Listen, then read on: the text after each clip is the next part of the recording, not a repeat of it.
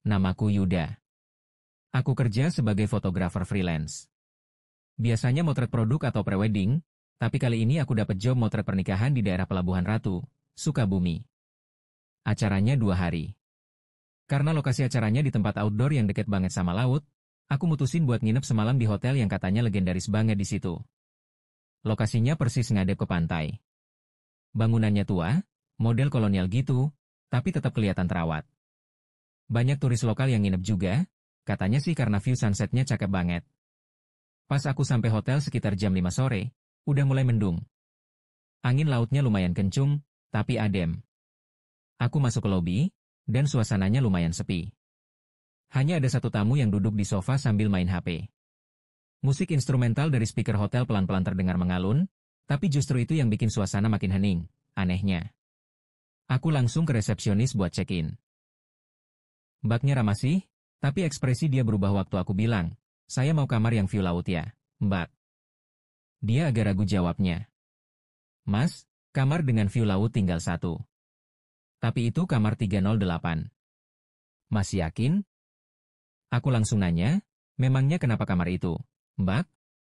Dia diam sebentar, terus jawab pelan banget, hampir kayak bisikan.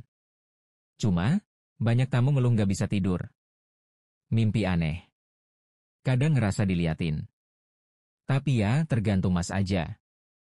Aku langsung mikir, ini paling juga cerita-cerita klasik dari hotel tua. Palingan karena bangunannya udah lama, banyak yang sensitif terus ngerasa nggak nyaman. Aku anggap angin lalu aja dan langsung bilang, nggak apa-apa deh, mbak. Saya nginep cuma semalam kok. Setelah dapat kunci kamar, aku naik ke lantai 3 lewat lift. Hotel ini lumayan gede, dan di dalam lift itu ada kaca besar yang ngadep langsung ke arah belakang hotel, kelihatan pohon-pohon dan taman kosong. Tapi ada satu hal yang bikin aku agak merinding waktu itu. Pas lift nyampe lantai 3, lampunya sempat kedip 2 kali. Gak mati sih, cuma nyala redop gitu. Aku langsung keluar dan nyari kamar 308. Lorong lantai 3 sepi banget. Karpetnya merah tua, pencahayaannya kuning temaram. Dindingnya banyak foto-foto hitam putih, kayak foto zaman Belanda gitu. Aku jalan sambil narik koper kecilku. Semakin dekat ke kamar 308, entah kenapa bulu kuduku mulai berdiri sendiri. Aku kuncir diri sendiri dengan selimut. Aku baca doa, sampai akhirnya lampu normal lagi. Suara hilang. Semua hening. Tapi aku masih di kamar itu, sendirian. Napasku udah reda, tapi tubuhku masih gemetar. Jam menunjukkan sekitar jam 2 dini hari. Itu paling larut aku pernah tetap melek. Aku coba tidur lagi dengan doa panjang sampai adzan subuh. Tapi mataku terus kebuka, ngerasa ada yang liatin. Besok pagi aku harus check out, pikirku. Tapi aku takut ngadep malam hampir tengah malam. Setelah seharian motret dan ngedit, aku akhirnya matiin laptop dan rebahan di kasur. Rasanya lelah sampai ke tulang. Aku pikir malam ini akan nyenyak. Tapi ternyata, enggak. Baru beberapa menit aku pejamin mata, tiba-tiba kasur di ujung samping goyang pelan. Awalnya aku mikir, mungkin cuma selimutnya yang bergerak. Tapi goyangan itu makin nyata, semakin terasa ada yang duduk. Aku geger, langsung buka mata, nyalain lampu meja di sisi ranjang. Kosong. Pikiran aku langsung nolak buat percaya hal serem. Ayo Yud, jangan halusinasi, aku bisik ke diri sendiri. Tapi tubuhku gemetar, hawa di ruangan jadi jauh lebih dingin, padahal AC belum dinyalain. Aku coba tarik napas panjang, baca doa dalam hati, dan rebahan lagi. Tapi baru kupikir bisa tenang, aku langsung kebangun lagi karena suara tangisan lirih. Pelan banget. Dari arah kamar mandi. Dan suaranya, bukan nangis biasa. Lebih keratapan sendu, sakai, berat banget. Aku duduk pelan, tanganku gemetar, lalu merayap ke arah pintu kamar mandi. Kupencet telinga ke daun pintu. Tapi, gak ada apa-apanya. Hening. Kayak suara itu cuma ada di kepala aku. Aku balik lagi ke kasur, napas terengah, dada sesak. Aku coba mentokkan punggung ke bantal, tapi tatapanku ke jendela bikin merinding. Di sana, di balik kaca balkon, kulihat bayangan wanita rambut panjang, berdiri, mukanya gak kelihatan, dia justru ngadep ke laut. Gak bergerak, cuma diam. Aku lompat kaget, suaraku tercekat. Begitu aku belah gorden dan nyorot, bayangannya sudah ngilang. Kosong lagi. Jantung berdebar lebih kencang. Tangan gemetar. Berarti, itu nyata. Tanpa pikir panjang, aku nanjak ke arah pintu. Aku pencet knop, tapi, terkunci. Ada bunyi, klik, kayak seseorang baru aja nyekel dari luar. Aku teriak panik, siapa di luar? 3 kali pelan, lalu suara nangis itu datang lagi, tapi lebih keras, lebih dekat, sambil terdengar langkah kaki menjauh. Aku dadah pintu, gemetar, suara napas makin cepat. Aku cek HP, tinggal 10%. Aku hidupin, nyari sinyal. Gak ada. Dingin makin dalam. Aku ambil jaket, pasang di badan, tetap gemetar. Suara tangisan makin terang, kali ini datang dari arah dekat meja vanity. Aku jalan pelan, ngeliat bayangan emak itu lagi, di kaca rias. Kulit dia pucat, rambut panjang, mukanya gak kelihatan jelas, cuma samar. Tiba-tiba dia ketawa. Suara ketawa kecil tapi tajam, langsung bikin jantung serasa dicubit. Aku mundur, teriak, pergi. Aku minta. Dia ketawa lagi, pelan, dalam, seperti dari tengah perut. Aku lompat ke kasur, langsung baca doa ayat kursi 3 kali. Lampu tiba-tiba redup. Dingin luar biasa lagi. Suara tawa dan tangisan cacat campur datang bersamaan. Aku panik. Akhirnya aku buka aplikasi Torches, coba rekam dengan HP. Tapi layar HP tetap gelap. Aku tegas ingin keluar, tapi pintu tetap terkunci. Aku cubit diri, aku buka pintu lemari kering. Kosong. Tapi, aroma anyir langsung keluar. Kayak bau darah. Atau bangkai. Aku nutup cepat-cepat. Dan tiba-tiba lampu kamar mati. Gelap total. Gak ada suara. Hening. Aku coba nyalain senter dari HP, tapi masih mati. Aku ngeraba-raba jalan ke arah pintu kamar buat keluar. Tapi begitu tanganku nyentuh gagang pintu, ada tangan lain yang juga nyentuh dari sisi dalam. Dingin. Licin. Tapi berat. Kayak tangan yang penuh air. Aku refleks mundur. Tapi, pintunya kebuka pelan sendiri. Dan dari luar, masuk kabut tipis. Di ujung lorong, aku melihat sosok perempuan. Jalan pelan. Kepalanya menunduk. Rambutnya panjang banget sampai nutupin mukanya. Bajunya compang-camping. Jalanan dia bunyi serk-serk, kayak seret kain basah. Aku kunci pintu buru-buru dan balik ke tempat tidur. Sumpah, aku nggak bisa mikir apa-apa selain baca doa seadanya. Tapi, suara langkah kaki itu makin dekat. Terus berhenti, pas depan pintu kamar. Tok, tok, tok. 3 ketukan. Tapi nggak ada suara apapun. Nggak ada yang ngomong. Cuma hening. Aku tahan napas. Detik-detik itu rasanya kayak sejam. Tapi pintu itu nggak kebuka. Aku coba ngecek dari lubang intip pintu. Kosong. Tapi begitu aku noleh balik, ada perempuan itu berdiri di tengah kamar. Matanya kosong. Hitam. Mukanya pucat banget. Bibirnya sobek sampai ke pipi. Dan dia senyum. Tiba-tiba aku ngerasa lemas. Gelap. Kayak ditarik ke bawah tanah. Nafasku sesak. Dunia muter. Dan detik berikutnya, aku pingsan. Aku bangun pagi-pagi. Lampu nyala. HP bisa nyala lagi. Kamar kelihatan normal. Tapi semua jejak kejadian semalam hilang. Air kamar mandi udah bening. Cermin bersih. Gak ada tulisan. Tapi di kasurku, ada satu helai rambut panjang banget dan bau anyir itu masih ada. Dan sejak hari itu, aku tahu, kamar 308 bukan kamar biasa. Dan mungkin, aku nggak pernah tidur sendirian malam itu. Aku masukin kunci manual, bukan kartu, dan pas pintunya kebuka, langsung berasa hawa dingin yang aneh. Padahal AC belum aku nyalain. Dingin banget, sampai napasku beruap tipis. Kamarnya cukup luas. Ada ranjang king size, meja kerja kecil, kursi santai di dekat jendela besar yang langsung ngadep ke laut. Sunsetnya memang indah, Warnanya oranye keunguan waktu itu. Tapi ya itu, suasananya beda. Bukan sekadar sepi. Tapi kayak, ada yang ngikutin dari belakang. Padahal aku sendirian. Begitu pintuku tutup, lampu di dekat meja kerja langsung redup sendiri. Cuma bentar, terus terang lagi. Aku sempat diam, ngerasa nggak enak, tapi aku buang jauh-jauh pikirannya. Aduh, jangan halu, Yud. Lu cuma kecapean, gumamku pelan. Aku naruh tas, ganti baju, dan langsung rebahan sebentar sambil lihat langit.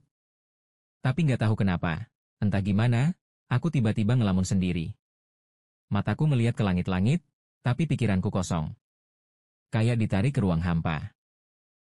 Jantungku mulai berdebar, dan telingaku mulai dengar suara pelan. Bukan suara luar, tapi kayak bisikan. Pelan banget. Gak jelas ngomong apa. Tapi nadanya kayak sedih, tapi marah. Aku langsung duduk. Badanku dingin, telapak tangan basah karena keringat dingin. Aku lihat ke jendela, lautnya gelap banget. Awan nutupin matahari. Ombaknya tinggi. Tapi, ada yang aneh. Di kaca jendela, aku sempat ngelihat bayangan perempuan berdiri di belakangku.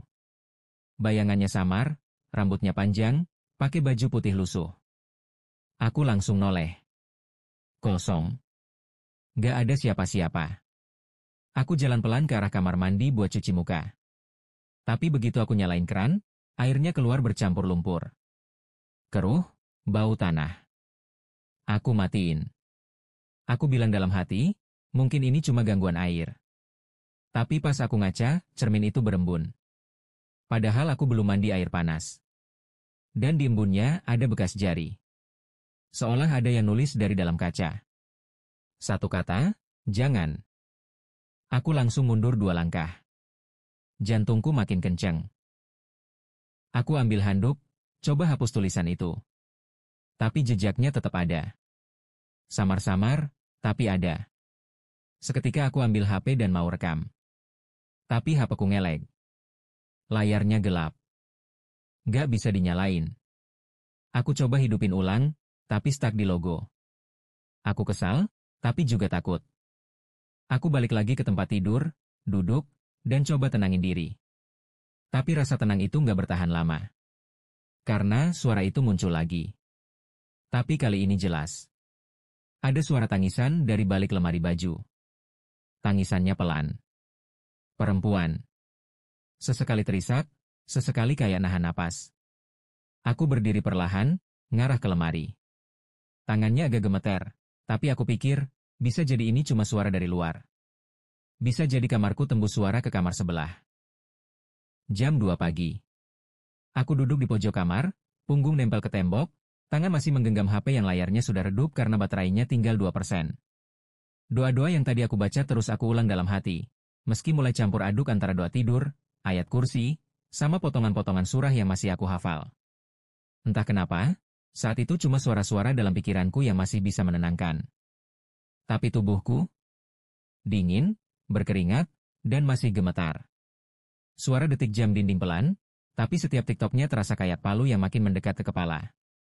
Tiba-tiba, dari arah balkon, Gordon yang sejak tadi diam, bergerak. Pelan. Terayun. Padahal jendela tertutup rapat, AC pun belum dinyalain. Angin gak mungkin masuk. Aku cuma bisa tatap ke arah itu tanpa suara. Dan di balik celah gorden yang perlahan membuka, muncullah wajah. Wajah perempuan. Pucat. Kusam. Mata kosong, melotot tapi gak hidup. Rambut panjang basah menjuntai sampai ke bawah dada, dan dari rambutnya menetes air. Bajunya, seperti kebaya. Robek di beberapa bagian, warna kusam, dan ada bagian yang seperti sobekan kain yang masih basah. Dia berdiri di situ. Diam. Tatapannya menusuk arahku, tanpa ekspresi, tanpa kedip. Aku nggak bisa gerak. Mulutku terbuka tapi nggak bisa mengeluarkan suara. Lidahku keluh. Aku cuma bisa mematung, jantung berdebar seperti ingin meledak. Saat itu rasanya aku lebih takut ketimbang tadi malam. Karena kali ini, aku tahu aku tidak sendirian. Dan sosok itu, bukan bayangan. Bukan ilusi. Dia benar-benar ada. Tiba-tiba, mulut perempuan itu terbuka. Tapi wajahnya tetap diam. Suaranya muncul begitu saja. Seperti suara dari dalam dinding. Seperti gema, serak, tapi sangat jelas.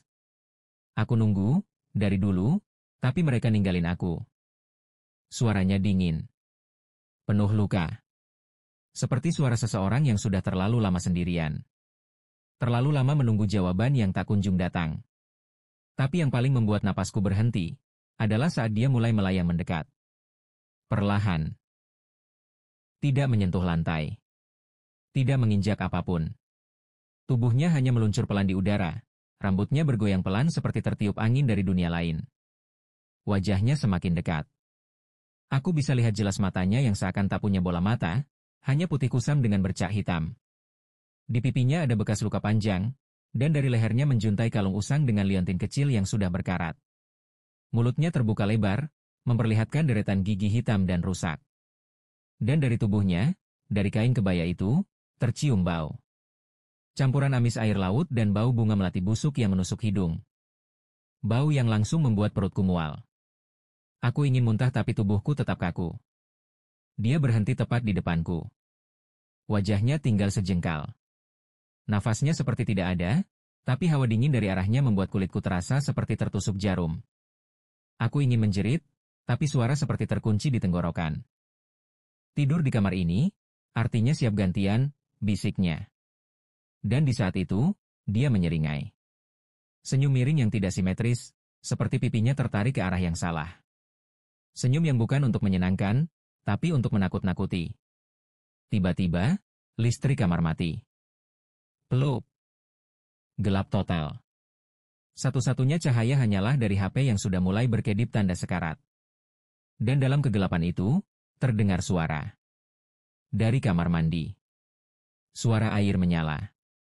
Tapi bukan suara biasa. Suaranya seperti orang mandi. Tapi cepat. Terlalu cepat. Air mengguyur dengan tempo yang aneh. Seperti seseorang mandi dengan gerakan terburu-buru, tak beraturan. Lalu terdengar suara ember terguling. Lalu, suara langkah kaki basah menyentuh lantai keramik. Aku makin membatu. Ketika suara langkah itu berhenti, suara baru muncul. Suara perempuan. Ketawa. Tapi sekaligus menangis. Tangis yang pelan, penuh luka. Tapi diselingi ketawa kecil. Seperti seseorang yang sudah kehilangan kewarasannya. Suara itu datang dari berbagai arah. Dari balkon. Dari kamar mandi. Dari dalam lemari. Seperti semuanya bersuara pada waktu yang sama. Aku bingung mau fokus kemana. Tangan gemetarku mencoba mengarahkan HP ke depan, nyalain flashlight. Tapi layar sudah gelap. HP mati total. Aku dalam kegelapan. Suara tawa semakin keras. Tangisan berubah jadi jeritan. Lalu, ada yang berbisik tepat di telingaku. Kau gantian, kan? Aku refleks menoleh, tapi tak ada siapapun. Udara di sekitar telinga seperti bergetar. Aku panik, hampir pingsan. Aku jatuh terduduk, lutut terbentur lantai. Aku merasakan sesuatu dari bawah ranjang menarik ujung jaketku. Dengan cepat aku menariknya, berdiri, lalu menempel ke dinding lagi. Aku menatap ke arah bawah ranjang, tak ada apapun, hanya gelap. Tapi tiba-tiba, dari dalam lemari terdengar suara ketukan 3 kali. Lalu, pintunya terbuka perlahan. Krek, dengan bunyi engsel tua berdecit. Dari dalam, muncul sesosok bayangan hitam, merangkak keluar dengan posisi badan terbalik. Kepala di bawah, kaki di atas, merayap seperti laba-laba terbalik. Rambutnya menjuntai panjang, dan tubuhnya bergetar seperti kesurupan. Dia meluncur cepat ke arahku. Aku menjerit, tapi suara tetap tak keluar. Sial. Saat dia tinggal 1 meter lagi, tiba-tiba azan subuh terdengar dari jauh. Samar. Tapi jelas. Suara yang paling indah yang pernah kudengar selama hidupku. Sosok itu berhenti. Kepalanya menoleh ke arah jendela, lalu menghilang. Seketika. Begitu saja. Lampu kamar menyala sendiri. AC hidup kembali. Suara tawa menghilang. Semua seperti kembali normal. Aku terduduk lemas. Seluruh tubuhku menggigil. Tanganku dingin, bajuku basah oleh keringat. Aku menoleh ke arah balkon, kosong. Ke arah kamar mandi, tidak ada siapapun. Ke dalam lemari, sudah tertutup rapat. Aku tak bisa berkata-kata. Yang ada dalam pikiranku hanya satu. Aku harus keluar dari kamar ini sekarang juga. Tapi saat aku coba membuka pintu, terkunci. Lagi. Kali ini tak bisa dibuka sama sekali. Diam-diam. Dalam hati. Napas berat. Jantung seperti akan pecah. Aku peluk diri sendiri, membenamkan wajah ke lutut, berharap pagi benar-benar datang. Tidak tahu apakah aku akan selamat atau tidak. Aku tidak tidur malam itu. Dan entah kenapa, suara langkah kaki masih terdengar dari balik tembok kamar. Langkah-langkah yang seakan tidak pernah benar-benar pergi. Aku kebangun jam 6 pagi. Tapi anehnya, bukan di kasur, aku kebangun di lantai, dekat pintu kamar. Posisiku telentang, kepala nyandar ke tembok, tangan masih megang HP yang udah mati. Rasanya kayak pingsan semalaman. Badan pegal semua. Tapi bukan cuma karena posisi tidur, melainkan karena rasa takut yang semalam kayak masih nempel banget di tubuh. Perasaan kayak abis dikejar sesuatu, tapi nggak bisa lari. Nafasku berat. Dada kayak ditekan sesuatu yang besar. Aku pelan-pelan berdiri dan ngeliat sekeliling kamar. Suasananya masih sama kayak semalam. Sepi. Sunyi. Tapi lebih terang karena cahaya pagi mulai masuk dari arah balkon. Yang bikin aku kaget, kaca balkon retak. Parah. Retaknya bukan kayak dilempar batu, tapi kayak ada yang mukul dari luar. Retaknya berbentuk lingkaran, dan di tengahnya ada titik kecil. Aku merinding. Apa yang terjadi semalam? Aku buka pintu balkon, dan angin laut langsung masuk. Segar sih, tapi tetap, ada sisa bau amis yang nyangkut di hidungku. Aroma itu mirip banget sama yang aku cium dari perempuan semalam. Bunga melati busuk. Laut asin. Dan ada sedikit bau darah yang entah dari mana asalnya. Aku langsung nutup lagi pintunya. Tanpa banyak pikir, aku langsung siap-siap. Ambil semua barangku yang masih tersusun rapi di meja dan koper. Kamera, laptop, semua peralatan kerja masih lengkap. Tapi rasanya nggak penting lagi. Yang penting sekarang keluar dari kamar ini. Aku buru-buru keluar dan langsung turun ke lobi. Resepsionis pagi, bukan yang semalam, ngeliat aku aneh. Mungkin karena mukaku pucat, rambut aut-autan, atau mungkin karena aku masih pakai kaos yang lecek dan celana tidur. Aku jalan ke meja resepsionis buat serahin kunci. Mas, dari kamar 308 ya? Suara itu datang dari arah samping, dari resepsionis cewek yang semalam jaga. Dia berdiri sambil bawa clipboard, tapi matanya cuma natap aku tanpa berkedip. Aku ngangguk pelan, sambil nyodorin kunci. Tanganku gemetar. Dia ngambil kunci itu dengan pelan, kayak takut nyentuh sesuatu yang salah. Terus dia nanya pelan banget, mimpi ya, Mas? Aku nggak jawab. Cuma senyum kecut dan angguk sekali lagi. Jujur aja, aku sendiri nggak yakin itu mimpi atau bukan. Tapi satu hal yang pasti, aku ngerasa kayak benar-benar ada di antara dunia nyata dan dunia yang bukan buat manusia. Sebelum aku pergi, dia ngucapin sesuatu yang sampai sekarang masih keinget banget di kepalaku. Kamar 308 itu, katanya tempat tinggal Nyai. Gak semua orang kuat nginep di situ. Dan gak semua orang pulang dalam keadaan sadar. Rasanya kayak baru sadar, kalau semua yang terjadi semalam, bukan cuma gangguan biasa. Ada yang tinggal di kamar itu. Sesuatu yang udah lama, dan mungkin masih nunggu. Aku keluar dari hotel itu tanpa nengok ke belakang. Jalan kaki ke parkiran sambil ngerasa kayak diawasi. Mobilku masih di tempat, untungnya aman. Tapi begitu masuk dan nutup pintu, aku baru sadar, tangan kiriku penuh bekas cakaran. Panjang. 5 garis merah yang udah mulai mengering, kayak bekas luka semalam. Tapi aku nggak ingat ada yang nyakar. Aku cuma ingat suara, bayangan, dan bau busuk yang terus ngikutin. Perjalanan pulang ke Jakarta sepi. Aku nyetir sambil ngelamun, sesekali nyalain radio buat ngusir sepi. Tapi tiap kali ada lagu Melayu lama, yang nadanya sedih banget, aku langsung matiin. Karena entah kenapa, Lagu-lagu itu bikin suasana jadi kayak kamar 308. Sunyi, sendu, dan serem. Sampai rumah, aku langsung masuk kamar dan nyalain semua lampu. Gak berani tidur di gelap. Bahkan kamar mandi pun aku biarin nyala. Rasanya paranoid banget, tapi aku butuh cahaya biar bisa mikir jernih. Aku mandi, tapi masih ngerasa air yang aku pakai gak bisa ngilangin rasa kotor yang nempel. Kayak masih ada sisa-sisa dari hotel itu yang ikut pulang bareng aku. Besoknya, aku mulai edit foto dari job nikahan itu. Aku ambil SD card dari kamera, masukin ke laptop. Foto-fotonya bagus. Cahayanya dapet, ekspresi pengantinnya bahagia. Tapi makin aku scroll, makin ada yang aneh.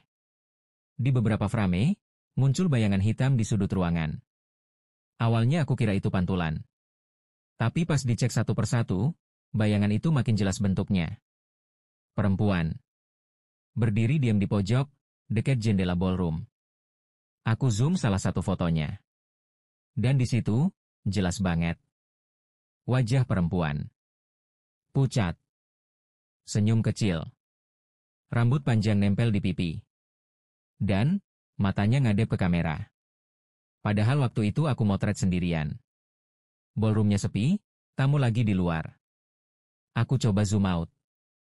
Lihat keseluruhan frame. Tapi sekarang, aku malah merhatiin hal lain. Di belakang pengantin, ada kaca besar yang ngadep ke taman belakang. Dan di pantulan kaca itu, dia berdiri lagi. Bayangannya lebih jelas. Bahkan tangannya ngelambai pelan. Seolah dia tahu aku ngeliat. Aku tutup laptop. Gak berani lanjut. Tapi rasa penasaran tetap ada. Aku buka HP, scroll ke galeri. Dan benar, foto random yang aku ambil waktu istirahat, yang aku pikir cuma buat dokumentasi lokasi, ternyata juga ada dia. Berdiri di balkon kamar 308. Pakai kebaya yang sama kayak yang aku lihat semalam. Rambut panjang. Tatapan kosong. Aku mulai takut. Bukan cuma karena dia muncul di foto. Tapi karena aku ngerasa dia masih di deketku. Malamnya, waktu aku tidur, aku kebangun karena suara ketukan. Pelan. Tapi konsisten.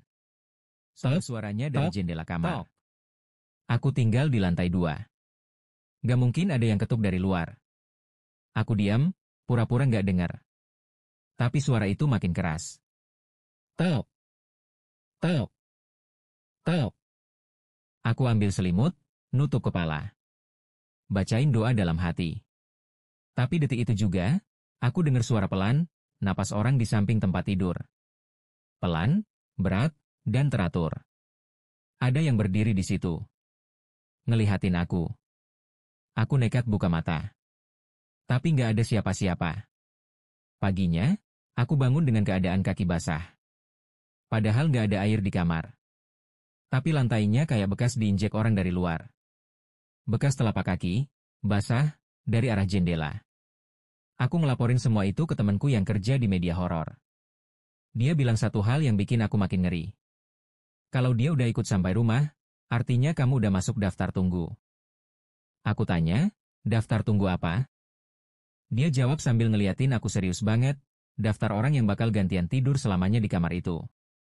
Sejak itu, aku nggak berani nginep sendirian.